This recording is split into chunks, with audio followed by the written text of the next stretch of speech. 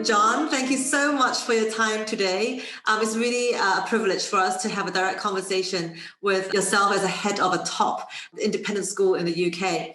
I've always been a great fan of Radley School. My guardian's son went to Radley and I love the school. So today I'll be asking you a few questions. So feel free to share about the latest development of the school and the pedagogical insights that you have with the school. And thanks for the invitation, Jennifer. It's great to catch up. And it's been a long time.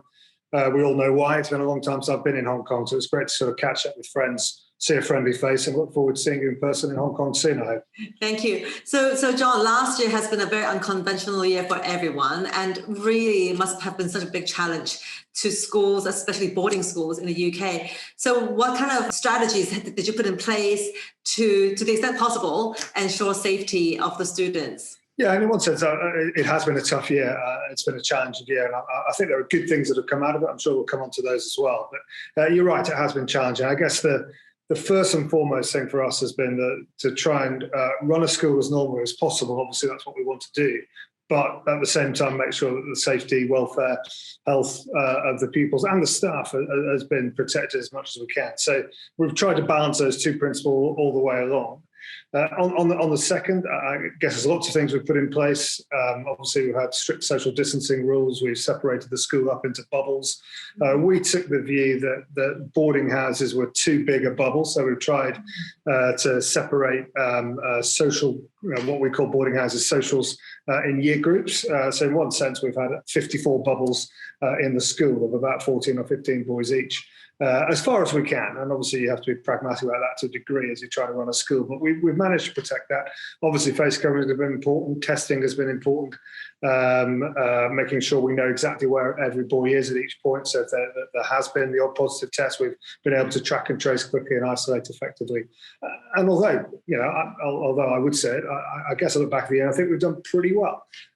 We've managed to maintain what we think is a high standard of education, either when the boys have been here or when they've been virtual. But at the same time, we've done well at maintaining their safety. We've had good feedback from parents on that. We've had a couple of big marquees, sort of just trying to create extra space. And we've thought of innovative ways of doing as many things we would normally do, but in slightly different ways, I guess. Yeah. So with the virtual online delivery, I'm sure some boys would embrace it and some boys might find it a little bit more challenging than in person.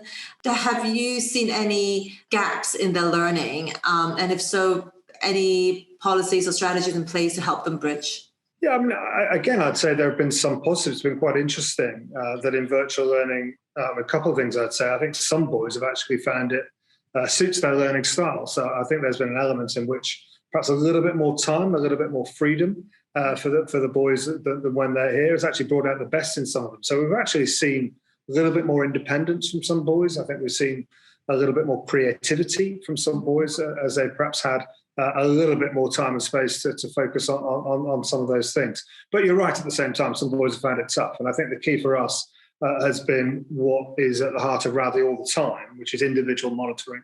So we said right at the outset that although obviously academic continuity was hugely important, we also said pastoral care was hugely important, even in a virtual context. So what we've tried to do is make sure that there's genuine individual contact with what we call form masters, with what we call pastoral housemasters, the equivalent of matrons, as well as the housemasters themselves. There's been a real intensity of individual contact. And we've also tried to keep group contact going. So there's been lots of innovative ways in which we've got boys together in their year groups, or together in their social groups, or together in their sports teams online to carry on with things. And we've tried to keep a handle on each boy individually, speaking to parents, getting questionnaires, seeing how they're responding, finding boys who've got difficulty with Wi-Fi connection, whatever it is. So I hope we've always been one step ahead of any problems. But boys have found it tough. We've been surprised probably at how little an academic gap there's been as the boys have come back. We've been pleasantly surprised where they've been. But I guess consolidating work, getting them back into routines has been a bit of a challenge. And there is a sense in which online is draining. It's not as exciting, however hard you try. And so sort of getting boys galvanized back into the day-to-day learning perhaps has been a bit of a challenge. And obviously preparing them for exams or assessments has been difficult as we've been sort of working with moving goalposts from government. But if I'm really honest, I think we're fortunate. We've had a highly committed members of staff really going above and beyond to make sure technological advances happen so that virtual learning works. And actually, probably there's been less of a gap than we feared there might be. I guess the biggest challenge for the Radleys must be the lack of outdoor interaction. All the sporting has stopped, right? Is that right? Yeah, yes and no. I mean, in one sense, from a virtual point of view, there were lots of innovative things that we tried to do to get boys exercising, getting them outside as individuals, giving them challenges, etc. And when they've been back at school, we've done things in a socially distanced way. I mean, some sports have been impossible. Obviously, rugby, it's impossible to play rugby effectively in any way at all. But some sports, actually, we've been able to play. Tennis is a good example where you can actually play singles tennis relatively safely, or some elements of cricket, or golf would be a good example. So we've tried to adapt and maintain an element of outdoor exercise. But yeah, competitive sport, getting out there playing team sport hasn't been easy. But the same is true of other things like music. Obviously music has been quite a risk area because of the close proximity and because of the nature of music when you're blowing into instruments or singing. Some of that just hasn't been possible. But again, innovatively tried to work hard on boys developing their individual skills, bring them together in groups, socially distanced where we can. So I think it's been a time of frustration, but I think it's been a time of innovation as well, actually. And I think we'll take some of those things on into life beyond COVID as well. I should say, actually, one of the challenges has been, obviously for boys from Hong Kong or other parts of the world, has been engaging in virtual learning in different time zones. And one of the things I just have to say, I take my hat off to boys, Radleyans from Hong Kong, who have literally come to everything, despite the fact that some of that means staying up till 1 or 2 in the morning. And then we've had boys from America that have been getting up at 3:30 in the morning to get to period 1 on time. Now, that wasn't essential. We've recorded all the lessons, so they could have watched them back later, but they really want to be part of that live sense. So, actually, it's been made easier for us because of the commitment of boys in other parts of the world. And that's a testament to how the Radleyans really treasure that community. Yeah, well, thank you for saying that. I think that's true. And I think, and even something we call COCO, which is just simply getting boys together for chit chat. We weren't necessarily expecting a boy to stay up till 1 in the morning to come to that. And obviously we've adjusted the times to help international pupils to some degree. But there's one boy particularly I think of. I don't think he missed a single one throughout the 2 periods of lockdown. And actually, hybrid learning hasn't been easy. So some boys haven't been able to return, where other boys obviously in the UK have. But we've made sure that we have hybrid learning, so the sets have stayed the same. And so essentially a teacher delivers a lesson and a boy is present remotely, as well as the boys who are present in person. And although that's been a challenge, that's worked pretty well as well. So the boys have been really resilient and willing to adapt, which has been great. Well, that's a lot of technological transformation in the process. Yeah, but there's an advantage to that actually, because we had sort of technological advance as part of our recent strategy that we really thought we needed to move forward a little bit. And I guess the challenge is always to drag some of the more reluctant along with you, either boys or staff. And actually, we've all been forced in the last year just to make that change. So I guess, well, I mean, I've sort of been quoted as saying we made about 3 years worth of progress in 4 weeks in March 2020. So, I think it's been a real bonus that actually, and we're all, now we look back and things like this, we wouldn't have really thought about doing a year ago, and now they're second nature. So there's been some good things. If there's a will, there's a way. Yeah, and there is a silver lining. I mean, English proverb, silver lining to a cloud. I mean, COVID has been a pretty serious cloud, but there have been some silver linings. So, John, Radley is one of the few all-boys schools in the UK now, and some of the all-boys schools over the years have turned co-ed or are taking in girls. So, will my daughter ever be able to go to Radley? Well, you'll obviously know Winchester have just made their announcement going co-ed, and of course that's a big moment. There are, as you say, there are only 4 full boarding boys' schools left, and Winchester's one of them, so that takes it down to 3. But we think about this strategically every now and again. But we're very comfortable with our current position. So probably the answer is, I never say never, but the answer is probably no, she won't be, or they won't be able to. So I think for us, it's a matter of getting a balance. We love single sex. We think there's huge advantages to it. But I never start with that point. I always say to a parent, don't choose a school because it's a boys' school. Choose it first and foremost because it's a good school. So I hope that people come to Radley because they think it provides a great education. It happens to be for boys. But then I think there are huge advantages in single sex. We're good at it. Demand's very strong, and we don't see any need to change. There, of course, is a caveat to that we need to make sure that we're working effectively with girls' schools to make sure that there is interaction there. These are important things as well. So we think we've got the balance right. We're very happy with where we are, and no current plans change. What are the merits of single-sex education, especially for boys? Yeah, I think from my point of view, there's a few. I think boys stay a bit younger for longer, and we think that's a good thing. So boys are perhaps less concerned about their image in front of others. Ironically, I think in some ways it allows greater difference by having just boys, because I think boys are less worried about what they look like. So boys perhaps more prepared to, the way I sometimes look at it, if you look at a co-ed school, often the violins and the flutes in an orchestra, at least from the UK, might be played by girls, whereas here, boys are very happy to sing, they're happy to play the flute, they're happy to act on stage. They're happy to be themselves. That's one thing. Secondly, I think it's an expertise issue. Actually, we put all our expertise into boys, and although you never want to stereotype that boys are one thing and girls are another, there's obviously a whole spectrum. At the same time, I think there are differences. So we think we put all our expertise into one area. I think in terms of example, that would be the curriculum content that we might deliver, the style of teaching we might deliver. I think boys are more prepared to express their emotions in a subject like English literature, where it's boys only, and the sort of material that you might use to teach them, and indeed the style that you use to teach them can change. So I think those are the things I'd sort of focus on. And as I say, I don't think it's the only way to educate, but I think it's a valid way of educating with a really set of advantages which we think work really well. Yeah, interesting. You alluded to the gender stereotyping, especially when it comes to like musical instruments. And last time I visited Radley, I was very impressed by the arts. And, most people would say arts is more for girls, but Radley arts was really impressive. And I know a few boys who have been through the Radleyan education and are very, very accomplished artists, architects, aspiring students. So how come your art program is so strong, along with sports? Yeah, I think there are probably two things about that. I think one, we're an all-round, two or three things. One, we're an all-round school. So we think a school is at its best if it's really strong academically.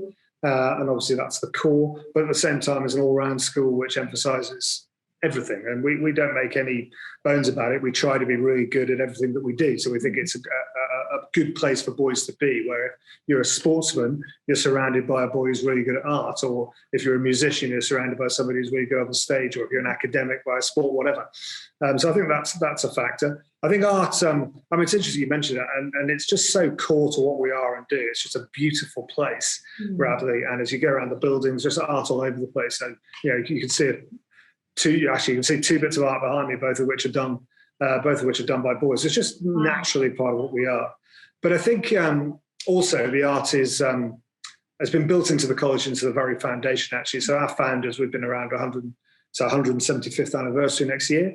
And William Sewell, who was the founder of the college, the Reverend William Sewell, back in 1847, both he and his co-founder, Robert Singleton, they chose this place partly because it was beautiful.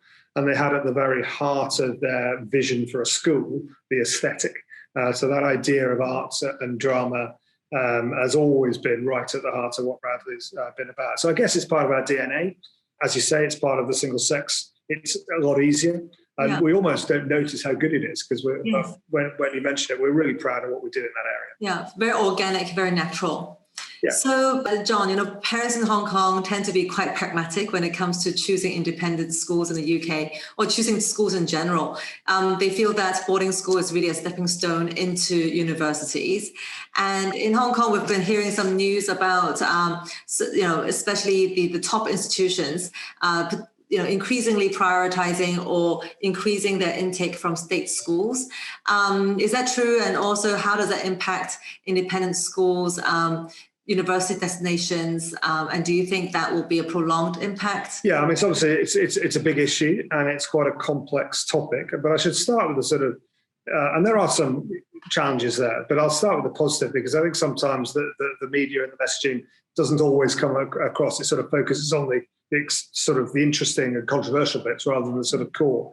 And actually, if we take the Russell Group, which are the top sort of 14 or so universities outside Oxford and Cambridge, obviously the ones that really a lot of boys will aspire to, actually the intake from independent schools has remained steady, if not slightly increased, in terms of the likelihood of a pupil at an independent school, boy or girl, getting an offer. I think what's interesting actually is the percentages sometimes are misleading because these institutions have grown. So while the percentage of the institution from state school backgrounds might have increased, the likelihood of getting in from an independent school has stayed the same, if not slightly improved, because the institution just got bigger. So the numbers coming from independent schools, which has remained roughly the same size in sort of cohorts, has actually stayed the same as a result. So I think sometimes the stats are a bit misleading. And certainly there is no evidence at all that boys at Radley are less likely to get into a Russell Group university now than 5 years ago. And I think that's quite an important message. The one exception to that, I think, probably is Oxford and Cambridge, which has got tougher. But it's got tougher for a variety of reasons. It's got tougher partly because they have not expanded their numbers in quite the same way. And so the pressure for entry has grown without the numbers growing. So that's partly an international factor. So lots of boys and girls coming from abroad. And it's partly the fact you mentioned about a sort of desire to appeal to state schools and make sure they're attracting the best candidates from there.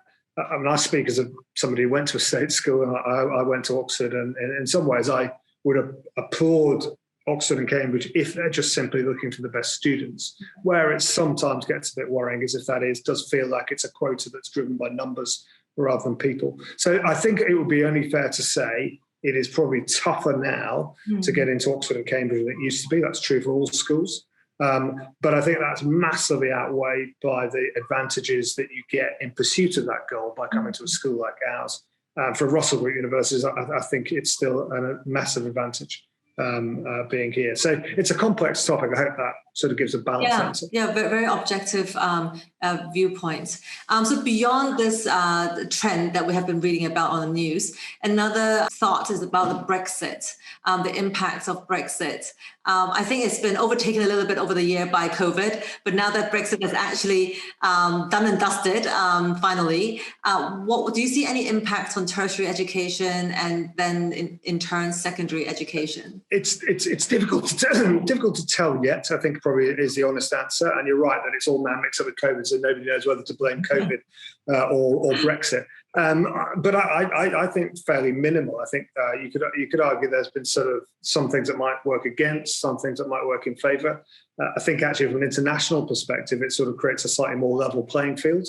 So it isn't the emphasis is advantageous for Europe in terms of fees or in terms of aspects. So actually, I think probably it favours an international market a little bit.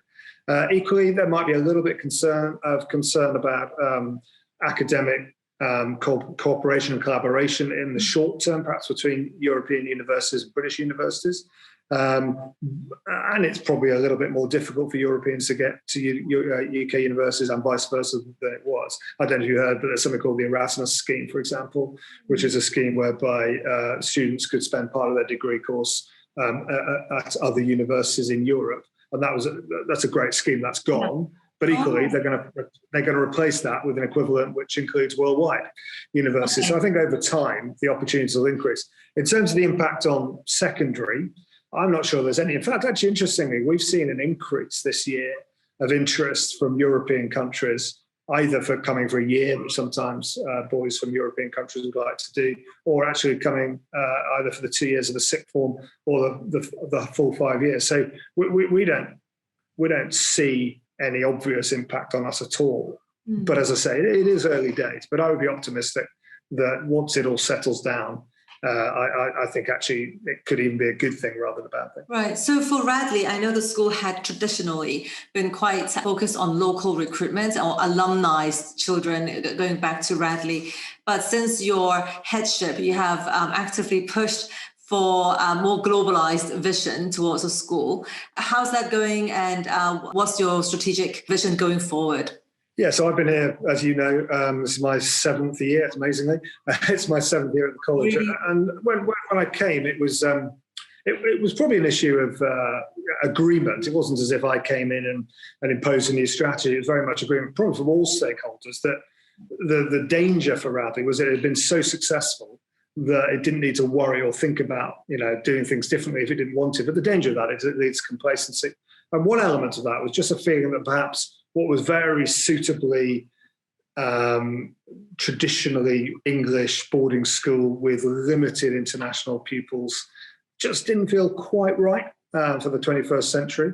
So what we've tried to do is get the balance right, because I know, and we've talked about this before, I know that families from Hong Kong almost want that. They want the traditional English boarding school education. So we're still very much that. But at the same time, we have opened up because we feel to have a slightly more global feel is exactly right. And I think, that process has been deliberately steady. I'm really delighted with where we're at on that, actually. So we've got pupils from over 30 countries in the world. We've got a really good system, I think, admissions-wise, of checking that they'll be the right sort of boys to come into this environment. We want boys that will bring cultural richness. We want boys that will come and balance that without losing their own character and background, but also throw themselves into the life of an English boarding school. The numbers, we don't have a quota as such, but the number is probably about where we'd like them to be, at 11 or 12%. Coming from different backgrounds, although it's obviously not always easy to define that. Obviously, you get expats from abroad and you get different ethnicities from at home.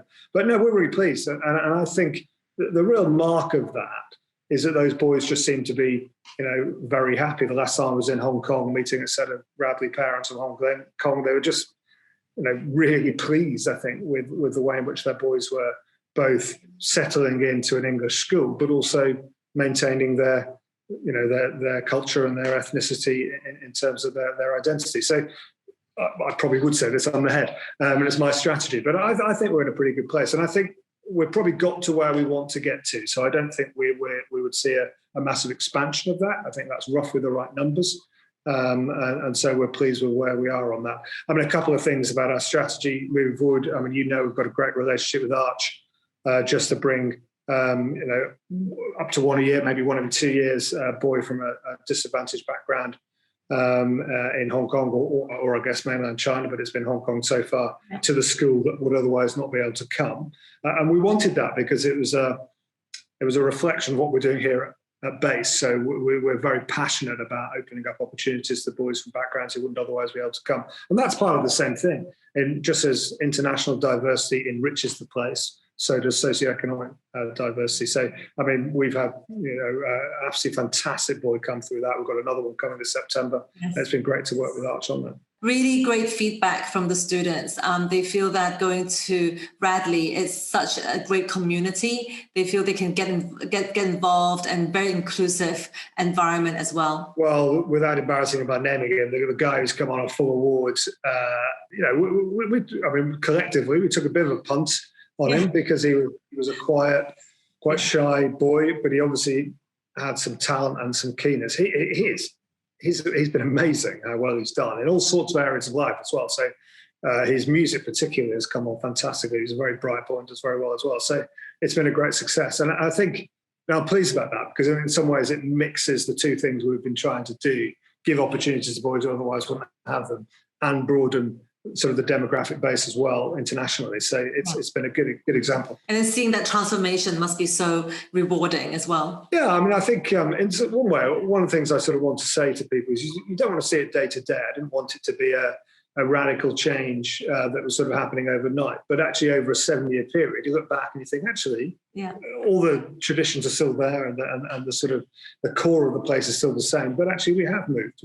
There has been difference. And I think that's what makes I hope that's what makes a good school, a school that's sort of like loyal to its core and believes in its traditions and values, but at the same time moves with the time. So I hope we're getting the balance right. And another thing that's quite impressive about Radley is how united and how committed even the alumni are towards the school, right? So how much support does the alumni give to the school, and in what kind of ways do they support the school? Yeah, well, I agree. I mean, actually, in my previous school, the alumni relations thing was strong. And I was all very proud of it. And rightly so, it was good, but Radley's is phenomenal. And I think there is a real sense of loyalty to the institution from pretty much everybody who's been here. I mean, obviously some boys might look back and not have had as good a time as others, but there's a real sense of positivity. So I think we define that, though, beyond just alumni. And I think one of the keys to our current approach is that we have current parents as part of that as well. So we have a thing called the Radley Society, and you automatically become a member of that when you arrive as a boy, but also actually as a parent. So actually current parents, past parents, as well as old boys are part of that. And what we try and do is a variety of things. There's a fundraising aspect to that. Obviously, that's an important part of what we do. But actually, so is just simply keeping in touch, communication, what we might call friend raising. We've got a group in Hong Kong that do things together, and there's very much support. One good example of that is for boys who are coming to the UK, perhaps for the first time, there's a support network in place whereby parents will meet other parents and boys will meet other boys before they come across, in order to give them a sense of what it's about and some guidance. So that's just an example. And we have an office, what we call the development office, which has somebody who manages that Radley Society, somebody who oversees the development office as a whole, and we very much want to keep in touch. And for me, it's really important to say that schools like Radley are not just about the boys who are here now. It is about the past, it is about the heritage, and it is about the future. So there's a sense in which we're part of something bigger, and we look to work on that all the time. Yeah, I see even the alumni offering, careers advice, work experience. Yeah. That's really quite unique, because it's not easy to come by these opportunities. No, it's not. And we don't want that to be, I guess we don't want that to be a sort of what might be described in England as an old boys network, which is sort of jobs for the boys. We just want that to be a network that's there and available to help and assist. And it's, we have several evenings a year now whereby it might be a particular focus on one industry. So it might be the environment industry, or it might be film and the arts, or it might be property, or whatever it is. And either current boys, recent old boys, or old boys 50 years ago, current parents, will meet to network. So there's that aspect of it. There's an online element to that. And there's just an opportunity to give advice, and that may turn into an internship or work experience for the right candidate. Just the boys who are interested. Colleague last year had a daughter who was very interested in the law, and they got some really good advice from a current parent and an OR in that profession. And then actually during lockdown, one of the things we did was use that opportunity to develop a real series of careers talks. So we had lots of ORs, current parents, giving webinars like this with a group of 20 to 30 boys listening, and that's been a really good thing to generate some connections and networks for the future. And it's interesting because part of our job is to keep abreast of the latest news of schools, right? And we always encourage students to look up schools' websites, because it tells a lot about the school's culture and what they offer. And one word particularly stands out in the Radley website is the word partnership. It comes up in different kind of sections of the school website, and it's not necessarily a category that's highlighted by most other schools. Can you share with us a little bit more about what partnership means? Well, I'm delighted you picked that up, because actually what we've just done is we've just put partnership, and we've always believed in partnerships, but we've just put partnership at the heart of our strategy for the next 5 years. So we used to have 3 Ps. We used to talk about people, place, and purpose. We now talk about people, place, partnership, and purpose. I like words that start with the same letter. For us, what partnership means is, I guess, 2 things. It's partly about a nature of relationship, so that we're emphasising relationship in everything we do. So partnership with parents is obviously core to us, working with parents in making sure the education is offering the best it can be for boys. But the second thing is about working with organisations. And actually, Arch is a good example. We've had a great relationship in recent years with yourselves. But it's really thinking perhaps slightly more strategically about how the college can look outwards a bit more, work with other schools, other organisations, perhaps in we had a meeting with Oxford Brookes University last week to talk about some strategic thinking around sustainability.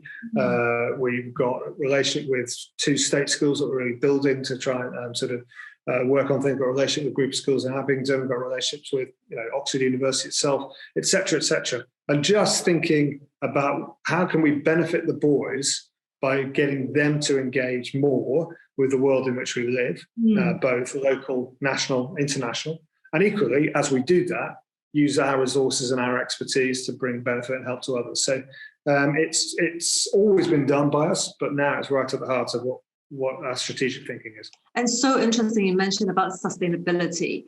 In fact, this is also a topic that's of keen interest now in Hong Kong, how schools can, from a young age, instill this mentality amongst the next generation.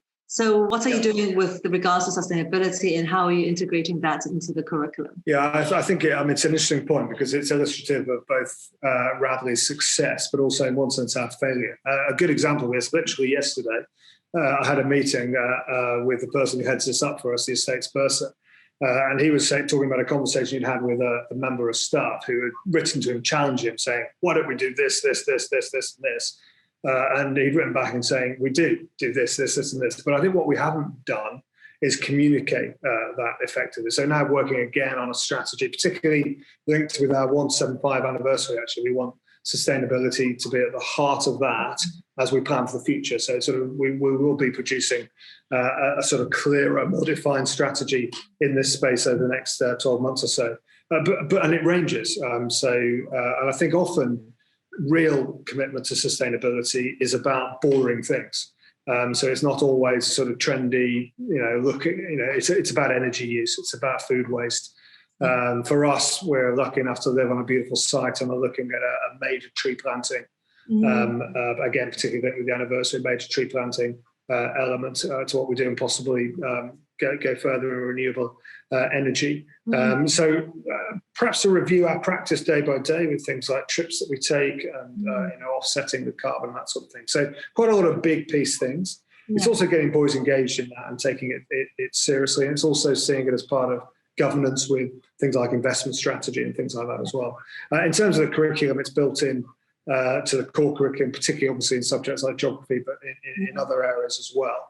And we're very keen to get boys at the heart of not just sort of activism about it, but genuine change about it. And so what we're looking at is part of our strategy to develop a series of streams, and each stream will be overseen by a member of operational staff, a member of academic staff, and some boys, with an overarching sort of strategy group that I will be on, and other senior staff and governors will be on. So watch this space.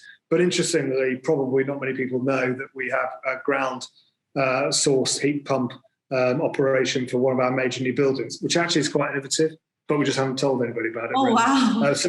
So we're quite, and actually in terms of our sustainability around the grounds, there's a lot's going on. So we're already doing a lot, but we're going to do a lot more. It's amazing to see so much progress in a traditional UK school. Something to take seriously. We all talk about taking it seriously. I think for me, it's a matter of genuinely being able not just to sort of pretend we are, to do it properly. Great. So, John, just last question. If you were to summarize the description of a Radleyan in 3 adjectives, how would you describe a Radleyan? And I suppose this question is relevant for parents, because if they are, thinking of sending their son to Radley, they should see if these 3 adjectives fit their personalities. Yeah, I mean, in one sense, I kind of cheat by saying that I'm always a little bit reluctant to answer this sort of question, because in one sense, I don't want a one-size-fits-all claim thing to come out of Radley. So when we talk about the Radleyan, I fundamentally want them to be themselves. So perhaps my first word would be, I hope Radleyans come out self-aware. And so I'd want them to be aware of who they are. I want them to have their own values. I want them to have their own opinions. I want them to sort of like go into the world with a sense of purpose. I guess the second word I might use, therefore, is grounded, in the sense that I want them to sort of like have got a real solid base for what they're about, to have been sort of guided to develop their own personality, character, such that they can, whatever they choose to do and wherever they choose to do it, they're going to be a success. So self-aware, grounded, and caring probably would be a third word I'd want. And when I say that, I don't want it to sound too soft, because we want, our motto has 2 elements to it: sic serpente, sic columbi. It's as wise as serpents. We want people that can go into the world and navigate the challenges and difficulties and be people that make a difference. And that sometimes needs strength of character to do that. But the other bit is gentle as doves, And that's just an ability to care about the world, care about other people, and actually do things in the right way and make a difference in the right way for people. So, I hope our boys are leaders when they leave. I hope they're strong-minded. I hope they're prepared to stand up for what's right. But those are the three things that come to mind: self-aware, grounded, and caring. Well, you're definitely doing a very good job, because we see a lot of Radleyans about to graduate or just graduated, and they definitely are very likable gentlemen. And I'm sure it's also with a sense of purpose as well. They're very driven, and but yeah, I like how the analogy that you said. They're strong, but at the same time also have that gentle side. Yeah, we want to push boys. We're really proud of the fact that they're driven. And I want them to have a real sense of purpose. Yeah. So when we talk about them being happy in the context of the college, obviously that's a crucially important thing. We want them to enjoy their time here and be happy here. But we don't want that happiness to be a sort of laid back, relaxed happiness. We want them to be a sort of sense of, they know where they are, they feel secure where they are, they know they're supported, they know. But that means they're ready to face challenge, they're ready to drive themselves, they're ready to be the best they can be. But I guess it's the values that underpin that. And we want boys that will go on to lead in whatever they choose to do, but actually have the right values underpinning it. And the future is so uncertain, so they can navigate their own path as well. Yeah, and I think sometimes people worry about that. Perhaps a concluding comment from me. I think often parents worry about rightly so, about the uncertainty of the world that we live in. Part of me says we should absolutely have that at the front and centre of what we're thinking about.